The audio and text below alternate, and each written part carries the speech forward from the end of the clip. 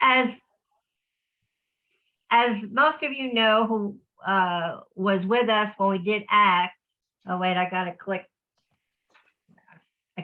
this, or you'll miss my beautiful face. There we go. Okay, when we studied Acts, we really got into the subject of grace, and that grace is God's gift to us, that what he gives us is through grace. We don't earn it.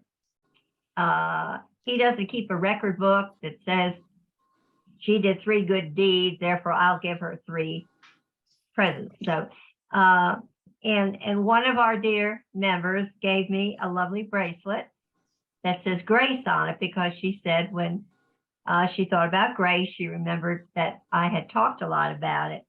So for our opening prayer, sort of, I love this. I'm from the old school, and when I go to church, I love the old hymns on the organ or the piano, yada, yada. Well, the church I belong to now, just some of them, but it does a lot of the new, we've got a keyboard and drums, and, you know, it's not the real loud kind. Anyway, but they do come up, I don't like the way they're sung, but they come up with some contemporary hymns that have beautiful words. And we sang this several weeks ago, and I thought of you all, and it speaks about grace. And we always need to pray to the Lord that he gives us his grace, that we haven't earned it, dear Lord, but please, in your generosity, give it to us. So I would like to read, I'm not going to sing it. I would like to just read to you the poetry of this about it's called Come to the Table of Grace. Come to the table of grace. Come to the table of grace. Yield the thoughts that would chain and bind you. Embrace the hope that will heal and find you close to him. Jesus is near. Jesus is here at the table of grace. Come to the table of grace. Yield the sin that would kill and blind you. Taste the joy that will heal and bind you close to him. Jesus is near. Jesus is here. Come to the table of grace. Amen. Very Nice. Very nice. That's right. Yeah. Okay. I'm going to backtrack a little bit before we get into Abimelech. And I've got to say, Jane, I'm jealous. Jane gets all the nice people to talk about in the Bible, okay? These lovely, wonderful, gracious people. Okay, you know, is it my personality or what? But I get all these devilish people, and that's what we've got today. But I want to, something I thought about after our wonderful lesson last week and the study of Gideon. And Gideon became a wonderful man, but he made me think of some things. He did not embrace his vocation immediately, right? He thought, I'm this lowly, you know, God, why are you picking on me? This was not, you know, what he expected out of life, okay? And look at how he changed from that timid, unwilling person to a superstar, okay? And then it made me think of, we all know some other people in the Bible who went through the same thing. We have it with Noah. He didn't feel prepared to do what he did. Jonah certainly didn't. He really argued with God over his vocation, okay? Moses went very reluctantly. And we have Gideon and David. Okay, David just was the last son of this big family. And, you know, I'm sure he expected to be a shepherd all his life. That was where it was going to be at. But what is it that makes these people into superstars? Anybody got an answer? God. Holy Spirit. Yes, yes, God works within them, and they answer to it. And that was just a thought that struck me. And I have another bracelet a friend gave me, and it says, I can do all things through him who gives me strength. And that's from Philippians. And I just want us to think about that over the week, that even though we think we are not worthy, we are not prepared, we're not able, we're not smart enough, we're not physically able enough, that if we accept God's call, he will get us through the job. And that's what we have to remember. And that's what the example is there for us in the Bible, Old and New Testament both. Okay, that is unworthy. I don't think we do it so much. I don't think we reject doing what God wants so much because we feel we're unworthy. We're just darn scared. Okay, and we're afraid to put ourselves out there. Okay, but if we know God's calling us to do something, let's pray to God and ask him to show us the way, as simple as it may be. Okay, that's totally off of what we're studying, but it's just something that hit me, and I felt I needed to share with you all. And I'm also going to go a little bit, we're partway through Judges now. We've seen a lot of it. And so I would like to, before we get into Abimelech, I'd like to call up some conditions and things that existed during this age of the Judges. And I want to give you a little timeline. If I can find what I did with it. Here it is. Okay. Just so we know what kind of a period we're talking about. All right. Now, all the dates I'm going to give you are approximate, circa, okay, and they are all BC, okay? So I'm not going to add that BC after. They're all before Christ. They're in the Old Testament, okay? Let's get this whole thing into Judges starts out when Moses dies, okay? And we all know that everyone who left Egypt, except for Caleb and Joshua, die. They're being punished that because of the golden calf and their behavior, and they're kind of going into idolatry and sinning, etc. That God said they're not going into the promised land. So everybody that went into the promised land, except for Joshua and Caleb, okay, were another generation. All right, the original generation that left Egypt all die.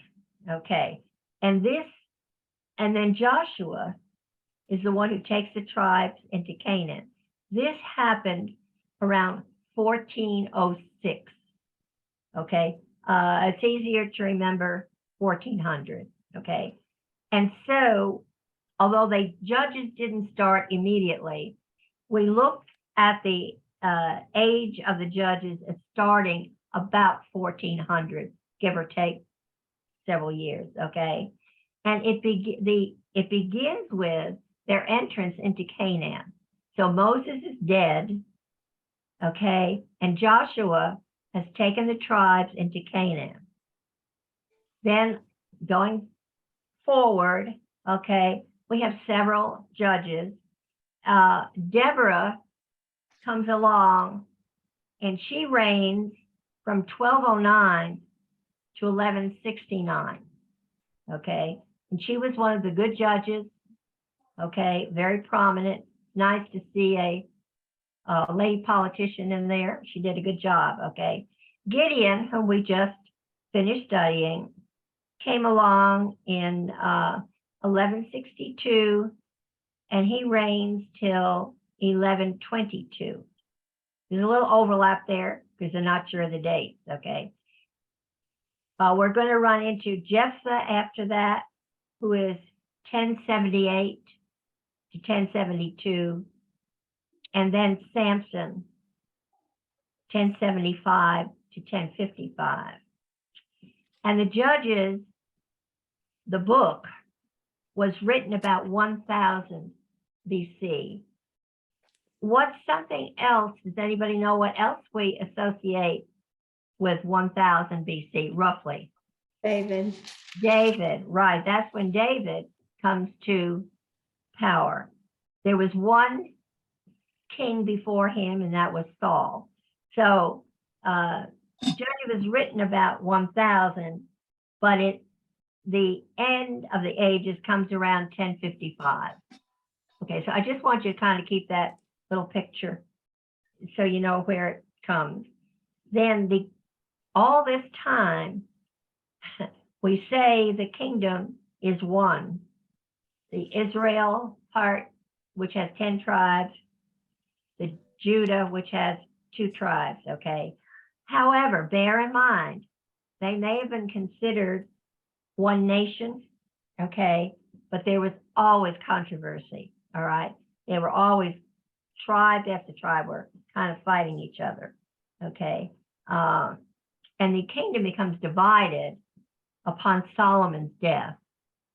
And Judah goes to his son with 2 tribes, Rehoboam, and then Israel goes to Joachim,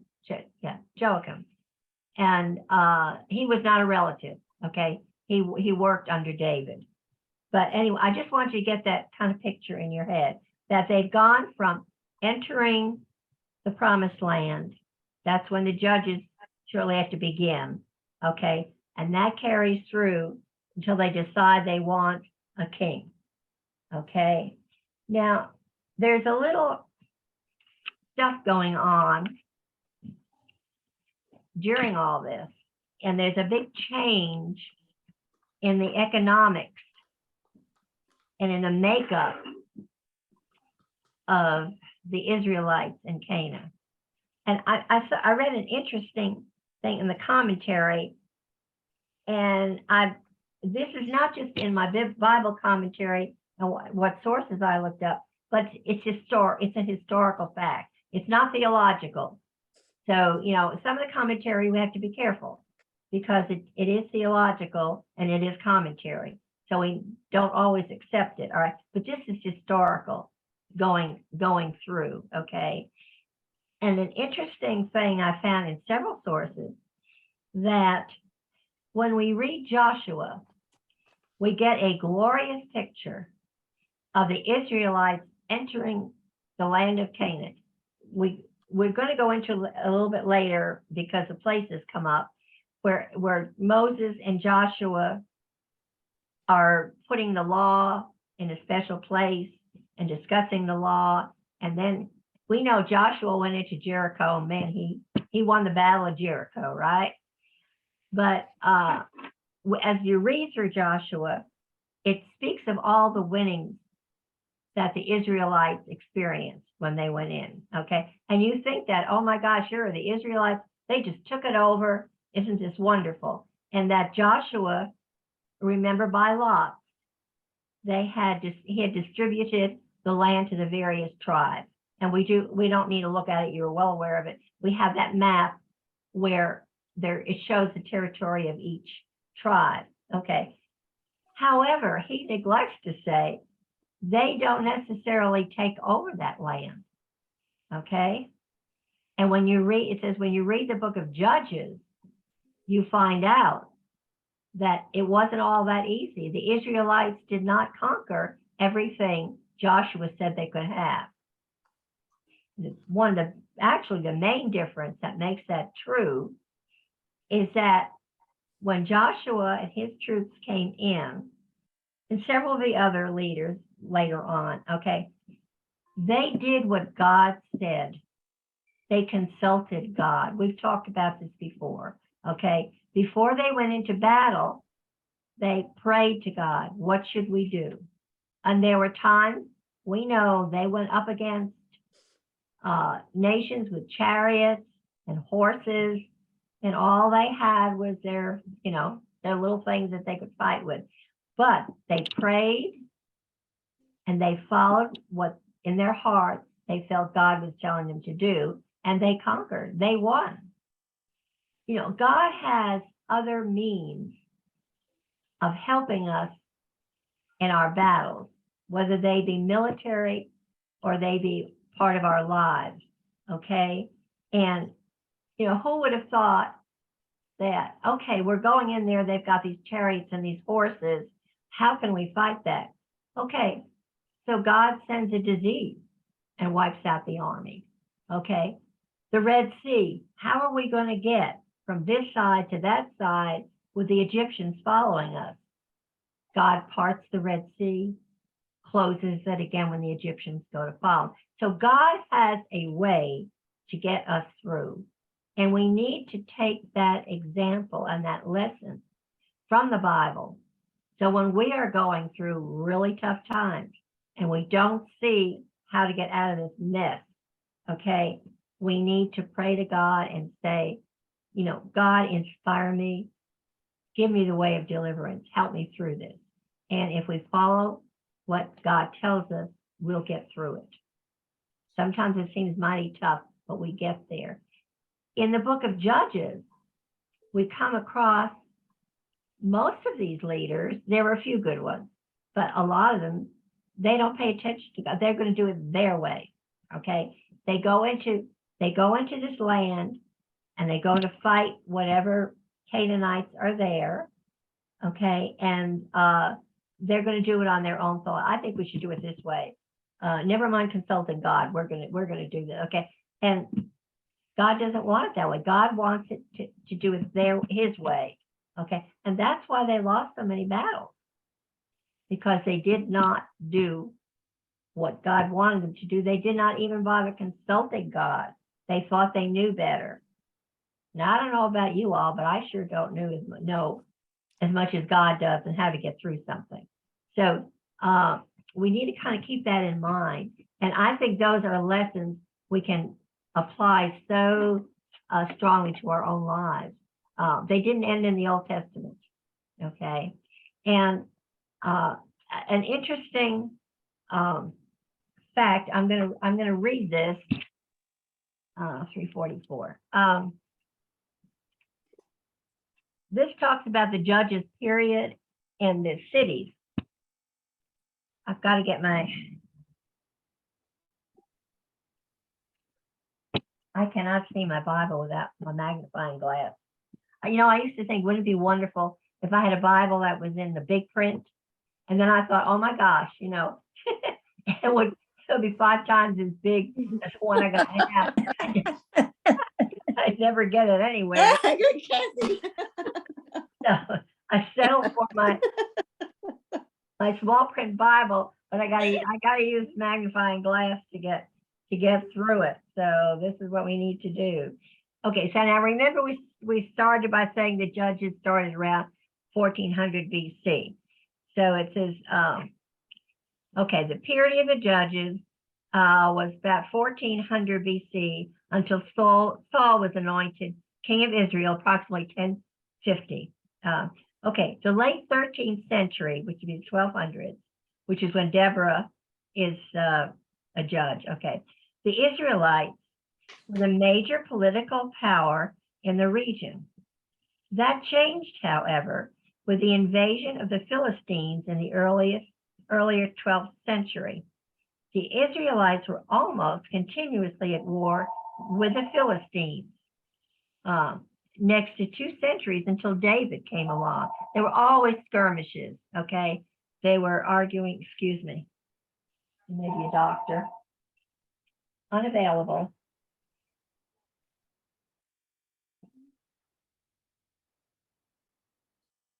Okay, that's me, unavailable. Okay, okay. So, and a major socioeconomic change took place in that whole region, the Mediterranean region, during the period of the Judges. The city-states, which had been predominant, were destroyed in the late 13th century and early 12th centuries, ushering in the Iron Age. Now, this is not just referring to the Israelites. This is the world, the Mediterranean world in general is changing. Rural shepherds like the Israelites could no longer depend upon the city-states for produce and were forced to settle down and become agricultural people in order to survive. Okay, so they couldn't go to market, so to speak, okay, because these city-states were going under. And so therefore they had to start growing their own food. Thus, while the Israelites were pastoral and depending largely upon flocks and herds for the economic security, they were dwelling in tents at the beginning of the Judges period. By the time of Gideon, at least some of them had become farmers and they formed villages. Many scholars claim that the record of the conquest in Joshua is idealistic, with a more realistic account detailed in Judges. However, the two books identify the same list of cities that could not be conquered. The focus in Joshua is not on those failures, but rather on the victories resulting from remaining true to the Lord.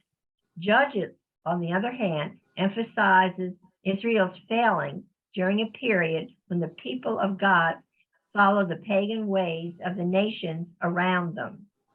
So we have this total change, and it's where it makes an impact is, don't forget, when the Israelites left Egypt, they had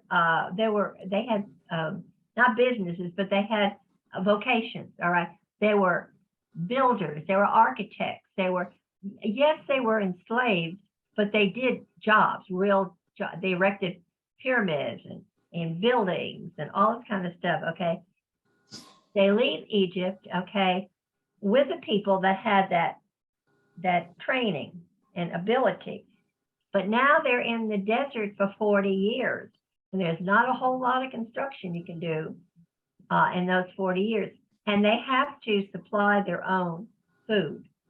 Okay, and that's when they become pastoral.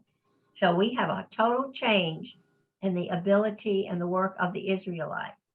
Okay, now I read another part where it states that because of this, they weren't aggressive. They very rarely went out to fight another group, okay, or the big groups. And I wasn't even aware of this, but in that area, Ramses came from Egypt, okay, and he went after the big city-states. He's one of them that helped destroy the city-states, okay, but he didn't even bother with the Israelites, okay. He just kind of left them where they were, and so they didn't have that big major war, which is why when we read about these military excursions that they have, it's with these tribes. And we read on Gideon. Okay, Gideon fought with the Midianites. Okay, they fought with the Amalekites. I can't even say them all. Hittites. Okay, so they were tribal rather than national. So just kind of get that picture in your head. That was something that was new to me. I was definitely not aware of that, and I just thought that was kind of an interesting little side note there. Okay. And the Jews settled. They were able to subdue the Canaanites in the highlands, okay, and that, but they did not subdue them down in the lowlands, okay. So that's where they lived, and they didn't bother to kind of move down, okay. Now, beginning in the 12th century, a new culture appeared in Canaan. They were small, unwalled agricultural places, and they were dispersed across the landscape. And it reminded me, and I'm read a comment somewhere, it's kind of like settling the Wild West. Okay, when the Americans started going across the country, all right, they settled in small units. Usually they built a fence. They were in a fort, okay? And who did they fight? The Indians, the local tribes. And this is very similar to how the Egyptians went through their experiences, okay? Now, we know the Israelites fell into idolatry because they did not destroy the Canaanites. And if you will remember, God told them, you know, when you go in there and you fight these tribes, don't leave anybody, wipe them out. Okay. And they didn't do that. They kept some of them as slaves. Okay. They assimilated with them, married with them, and this led to their idolatry. I'm going to read you a story, and then we will get into Judges. I'm going to read you a little story about the goddess Ishtar. And Ishtar is one of many, many, many gods. You know that the Canaanites had a god for everything, okay? If you're going to cross your eyes, there was a god that said, you know, you can get them back in line again. They were just, you know, that's the way they were. But the reason the commentators here note Ishtar is because what reasons her story brings out to worship Ishtar and her subordinates, okay, is kind of across the board for most of the gods, okay, that it's what they worship for. And it says that the Israelites really did not see a conflict. They thought, oh, well, you know, Yahweh is our God, we worship God, okay, but oh, we want to have some kids, so let's go ahead and pray for fertility to this God. Okay, we need the crops. Oh, we need to pray to this God. Okay, they didn't make that connection that their God was over everything. You prayed to him for what you wanted, for what you needed. You didn't go to separate gods. Okay, our God can multitask. Okay, where these pagan gods couldn't. They were very specific. Okay, so I just thought this was a very interesting little story because I didn't know the whole story of her, and it impressed me. Okay, 356, 358, 66. Okay.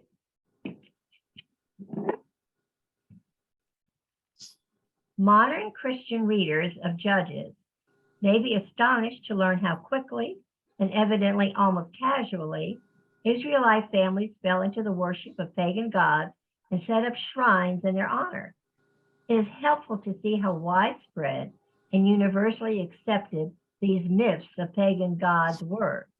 For example, there are several versions of the descent of the goddess Inanna, also called Ishtar, that's the one we're most familiar with, into the underworld. Ishtar determined to visit the underworld, perhaps in order to rule there. She gains admission, but must pass through 7 gates in order to enter the underworld. At each gate, she is divested of the symbols of her prestige and divinity, her crown, jewelry, and garments. The process is symbolic of death. And Ishtar arrives naked as the dead do when they enter the underworld. Ishtar is then condemned for her act of entering the underworld, and her corpse is hung up. Ishtar's servant appeals to the gods, and the god of wisdom fashions 2 creatures who enter the underworld and revive Ishtar. Ishtar is allowed to return to the world above, but must find a substitute to take her place. She determines not to take anyone who has mourned for her, but she's angered to discover her former lover arrayed in splendid robes rather than in mourning clothes. Whoa. Okay, so his sister pleads for him, and an arrangement is made whereby her ex-lover and his sister will each spend half of the year in the underworld. Their cycles of descending into death and again ascending symbolize the seasons and the apparent annual death of vegetation. Variants of this myth can be found throughout the ancient world. Her lover in the Bible is seen under several names. The Canaanite counterpart to Ishtar is Akkadian Ishtar, and we know this one as Astarte. The Egyptian goddess Isis played a similar role. Although the details differ, there are overtones here as well of the Greek myth of Persephone. Through these myths, ancient people attempted to come to terms with issues of fertility, the seasons, sexuality, and death. Because the myths were almost universally held, and because they seemed to help people understand the most fundamental problems of life, it was difficult for the average Israelite to avoid succumbing to their allure.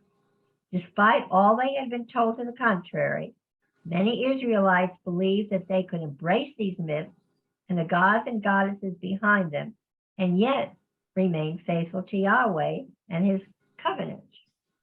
So this is where we get this. They found it very appealing. Okay, and sometimes, you know, it's like we want something so badly that we take up a road that we shouldn't have taken up in the first place. How many times have we done that? Okay, we make a choice because we think it will get our wants and wishes quicker, and it's not the way it is. Okay, so there's a total misconception there. To me, it gives a little understanding to why the Israelites did what they did. But what it gives us is, to me, the whole idea that runs through the Old Testament, okay? First of all, okay, we have the repeated cycle of faithfulness to God, okay? The Israelites say, I'm here, Lord, I love you, Lord. I know what you want me to do, I will do it. So they are very faithful to God, okay? Then they sin. Then they fall into idolatry. Then they fall into hard times because God's punishing them. So then they decide they'll repent. And God forgives and forgives and forgives. And so then he gives them success. And this cycle keeps going. It's all through Judges. It's all through Kings. It's the Old Testament, okay? So it's one thing after another. So anyway, that was just a little background I want to add so you all have an idea of why things happened the way they did. And also remember that when they did go in, they didn't automatically conquer that whole area and it was theirs, okay? And they never did. And the closest they've come, and because they never really were a whole nation, okay? They were a group of tribes. We call them the Israelites. They were a group of tribes. And they not only had trouble defeating the tribes they ran into, but then they started fighting among themselves for weird reasons, okay?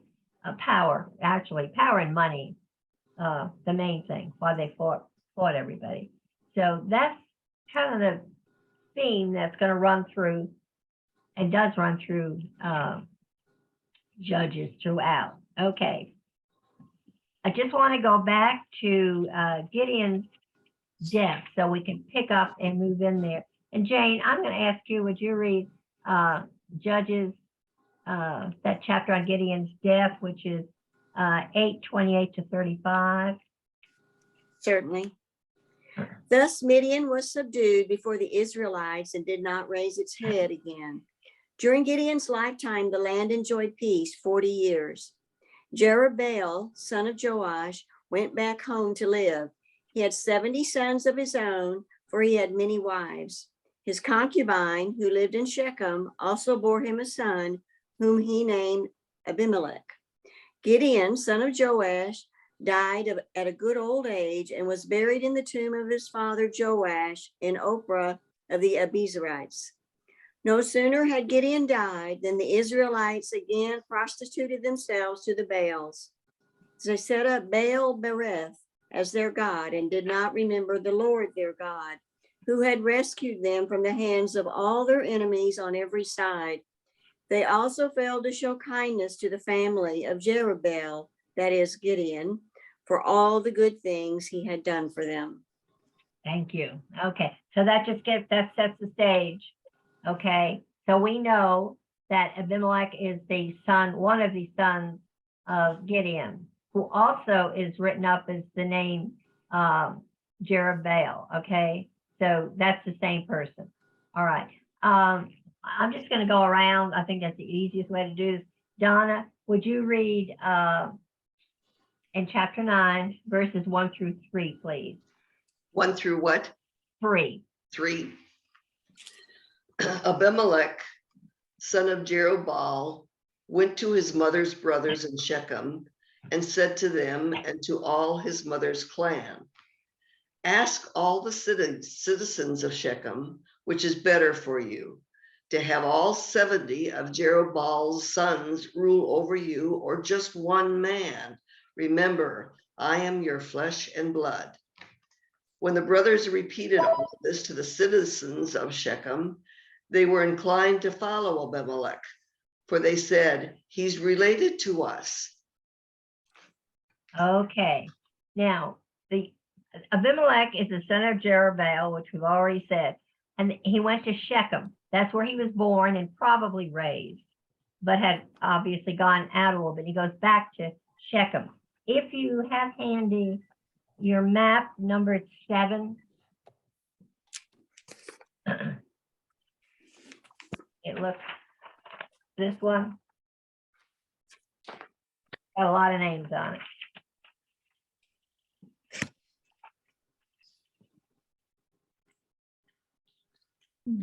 If you will look up when you got it. I will.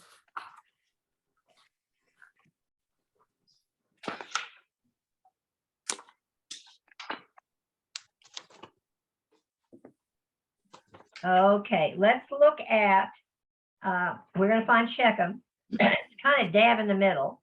And you can see there, Gilead, just a little north of the middle, is on one side of the Jordan there. And if you flip to the other side of the Jordan, down just a tad, just above Ephraim, you'll find Shechem. Got that? Okay. And make note, because we're going to, this is going to come into our study, that Shechem is the city, okay? Right above it, it says Mount Ebal, and right below it is Mount Gerizim.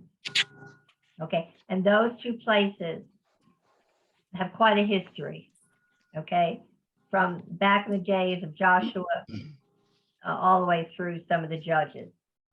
Okay, now Shechem apparently is, well, obviously looking at the map, it's got, the map makers are nice. They give us the dark print and a little bit bigger, so we know that was more important. If they didn't do that, I'd be in real trouble. So we can see by looking at its dark print and slightly bigger that it obviously was a city and of some importance. Okay, and in ancient times it was. Shechem was kind of interesting because it was a city, then it was destroyed. It was destroyed 3 times that we know of. It was, but they kind of rebuilt, but it has a lot of biblical history attached to it. So we will be going back to it, and that's where we're talking. It's close to the Jordan. It's kind of, it's landlocked. It's not, there's no, it's not on the Jordan, but you know, it's not on the Mediterranean, etc. And it's in the land of the Issachar. Okay, the tribe of Issachar. Okay, but anyway, that's Shechem. So he was born there and he's raised there. Excuse me. Now Abimelech was not the clear successor to his father Gideon's place of leadership. Note, I want to bring out that Jane so eloquently did, was that when Gideon took his place of leadership, he never said he was the judge or the king. He said God is. And he was carrying out God's will. And that's the difference between a man like Gideon and a man like Abimelech. Okay, Abimelech was nothing like his father. Okay, he gave no credit to the Lord. Gideon always gave credit to the Lord. Okay, Abimelech never did. Okay, now there were two reasons why there was no succession. Okay, hereditary. All right, because God had not established a hereditary monarchy in Israel. That came later, and there were 69 other sons of Gideon. Okay, okay. Jane, we've often heard that you and Kathy, growing up, had a few differences of opinion and of how you were going to behave. Okay, and I'm sure sometimes you blamed whatever happened on the other one. Okay. Yeah, well, we never did that. Yeah. Still do. So you understand, that's just two sisters. Imagine 69 of you. Okay. Yeah. My imagination's not that big. Yeah. So that's the reason that anyone who said, hey, I'm going to leave this group had a real problem. They had a bunch of others they had to pacify in some way. Okay, so there was no, so when a leader died, there was no rule of succession. You know, Queen Elizabeth just died. Okay, her son Charles was next in line in hereditary, and therefore, yeah, he is the king now. And when he dies, the succession will go to his oldest, which is Prince William. So they do have the hereditary stuff, but in these days they did not have it. Okay. Now it talks about the heart of the people, and he's talking to his brothers or his people in Shechem. Okay, and mind you, we've seen, if anyone has gone through the period of reading romance novels, which I was addicted to way back in my 30s, that there was always, even take Henry II with Richard and Geoffrey and John during the Crusades time, how they fought and thought one another were dead and all this kind of stuff. All right. So their mother, okay, but their mothers came out strong for them. All right. So if your son was running for king, okay, mothers got behind their kids. All right. And we've seen that throughout the Bible. They're very Rachel, you know, they were very strong for their son. So he was smart, and then he went to his mother to get her support, and the brothers that he had that were there by that mother, that particular mother. Okay. Now there were 69 other sons. Okay, but they all had different mothers. Now Gideon did not have the number of women that David did or Solomon. Okay, but he had a few wives and concubines. So there were, you know, or I hope so. I hate to think of one woman having all these kids, but I can't even imagine what the nursery was like. Anyway, so he knew enough to go to his own family. Okay, and their heart, it says, was inclined to follow Abimelech. Now at the city of Shechem, Abimelech convinced his brothers on his mother's side to support him as king over his brothers on his father's side, Gideon. Okay, obviously Gideon was not physically living with the mother at this time. Now he may have gone back and forth for conjugal visits, but he wasn't staying there. Okay, so the men of Shechem agreed to accept Abimelech as their new leader.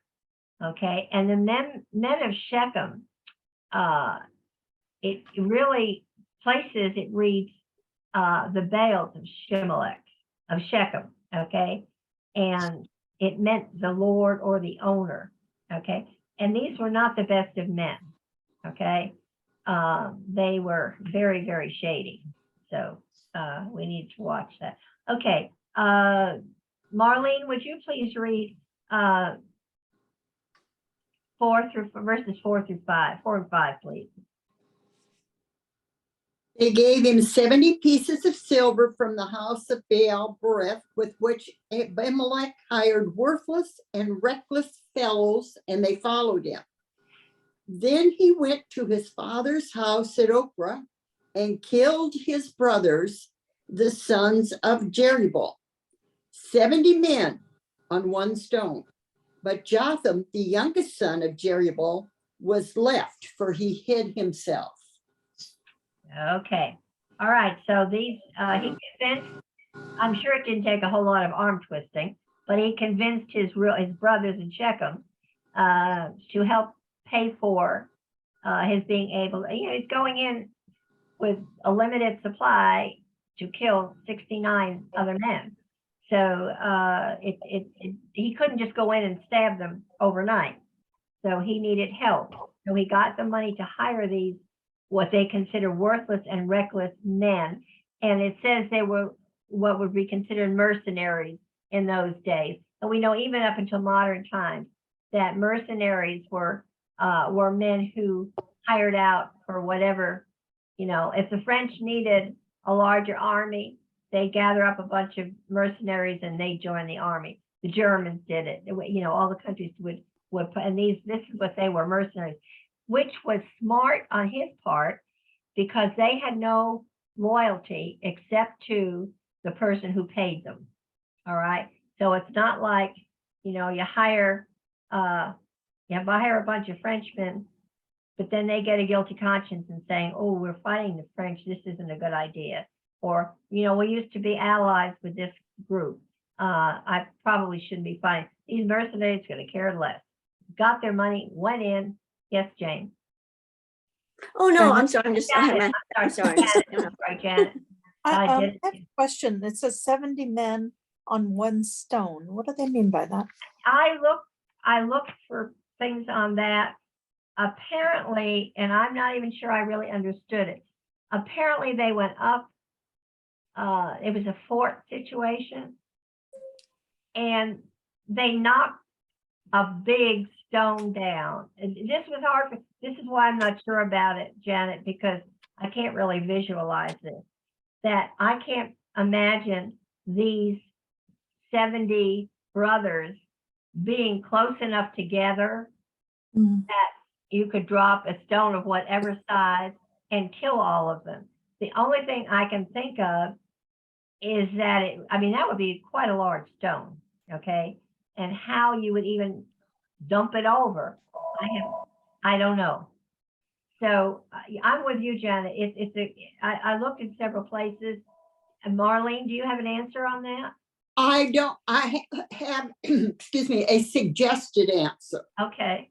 That when they say execution was on one stone, it means it was public, like in a stone courtyard or something. Okay. Because they went up to his, in verse 5, they went up to his father's house, Ophrah. Yeah. And there, he may have gathered, they may have all been there. Notice Yeah. they say may. Right. But that they were gathered up and then killed one by one, all in the same place. Okay. That's as good an explanation as I could, because I, just like you, Janet, it really struck me. I thought, well, how, this is more like a fairy tale to me. I mean, it wasn't well explained. And the only, I can't explain how it happened. The only way I can explain why it's presented this way is that that's not the point. The point is Abimelech and his troops killed them all at the same time, all within the same day or night or whatever. But that they didn't, sometimes circumstances in the Bible are left out. 1 second, Marilyn. Sometimes the circumstances are left out, and it's just something we believe in. And God said, you really don't have to know how this happened.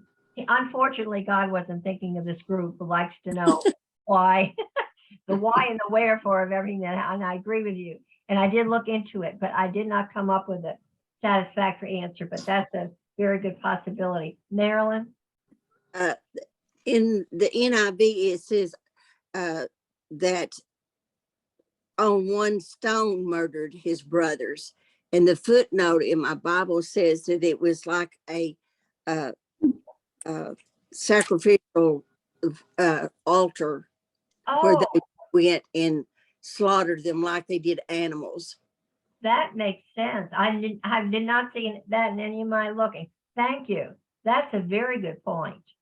Very So it good would be point. like they went and the mercenaries found all the brothers, it took them, and then they took them and slaughtered them Okay, in the that's one a place. okay, that's a very good explanation. Very good explanation. Do y'all feel that's as close as we're gonna get? Yeah, makes Yeah. sense. Yeah, that definitely makes sense. Thank you, Marilyn. It gave 13, 9 through 19 and 20, and then 1 Samuel 14, 3 and 4 as references to like what happened. Okay, okay, thank you. All right, well, that's very good. Would you give me those references again, please? I haven't looked them up, but No, don't it's have to look them up. We can look them up on our own. 13, Judges 13, 19 and 20, Okay, and then 1 Samuel 14, 33 and 34. okay, It says, in effect, he inaugurated his kingship by using his Israelite half-brothers as his coronation sacrifices. okay, good. Yeah, I had no reference like that. Thank you. I like that. I think that works. All right. Okie doke, where am I? Okay, when he got to his father's house, that was, okay, so they gave him 70 shekels of silver from the temple of Baal Berith. I thought this is kind of interesting. Apparently his brothers didn't come up with their own money. They went and took it from the temple, which I thought was kind of, the relatives of Abimelech on his mother's side gave him some startup money to establish his leadership. He did this, but in a way that they never imagined. He hired worthless and reckless men to kill all his brothers, making certain there would never be a challenge to his leadership. Okay, so his brothers were kind of naive or deliberately didn't ask many questions. They just thought, oh, wouldn't it be nice if our brother here was the leader and we give him the startup money, then he's going to kind of owe us, all right? And we can come and ask for favors, all right? And so they thought they were definitely on the winning side and that all these other brothers were going to be killed and they wouldn't give up any arguments to say that they needed to be the king. So they never bothered to ask what he was going to do with that money, okay? Now, the temple of Baal Berith, Abimelech received his pay from the temple, which was dedicated to Baal, a work begun under the name and influence of the devil is likely to end to the glory of God or to the it's not likely to end to the glory of God or the welfare of man. I like that quote because just the name of the temple, okay, Baal, that's the devil, all right? And Abimelech should have been having nothing to do with Baal, all right? But it was in the city of Shechem, all right, which was not just Israel. See here again, this was not just Israelites, all right? There were other tribes, Canaanites, in this town. They were when the Israelites came into Shechem, they did not kill off the tribal members from the other tribes, okay? And so they have this temple to Baal, all right? And I love that quote, which says, a work begun under the name and influence of the devil is not likely to enter the glory of God or the welfare of man. And that was one of the commentators that made that statement. So he killed his brothers, the 70 sons of Jerubbaal. Therefore, Abimelech killed his brothers with the support of his relatives on his mother's side. The men of Shechem supported the plan because it was good for them, not because he was morally good or right. Yeah, they never looked. When Abimelech said, I want to be the king, and he did use the word king. The word judges is not used in reference to him, okay? But there's a reason. in the Bible, he's never referred to as a judge. And the note that I read said he was not considered a judge because judges were appointed by God. Abimelech was not appointed by God. Okay, he was self-appointed, self and selfishly appointed. Okay, so and his brothers supported him, not because they thought he was a nice guy and gee, he's going to be a real good leader. No, because they thought it would be good for them to have their foot in the door. Okay, BJ, would you please read verse 6, chapter 9? Verse 6 Yes, yes, in chapter 9. yes. Okay. Then the citizens of Shechem and Beth Millo called a meeting under the oak beside the garrison at Shechem, and Abimelech was acclaimed king of Israel. Okay, does your translation not mention the terebinth tree? No, Okay. not in that Okay. sentence. Okay, I'm going to read a different translation, an NIV translation, Okay. because that leaves something else I want to talk about. And all the men of Shechem gathered together at Beth Millo, and they went and made Abimelech king beside the terebinth tree at the pillar that was in Shechem. And the pillar of Shechem comes up again. Okay. So the statement, they went and made Abimelech king. It is almost hard to tell who was worse, Abimelech, who did the murdering, or the men of Shechem who approved it. This is an ungodly leader given to an ungodly people who first rejected God's leadership over the nation and then embraced a cruel and brutal man. And again, I mentioned this before, remember, it's God who is the leader and ruler, not the man. And this was the saving grace for David. And I know Marlene stressed this point way back when we talked about David and the sins he committed and everything. And we know that David committed a lot of sins, okay? But he always acknowledged God, Yahweh, okay, as the leader, as their God. He never, ever turned his back on that fact, okay?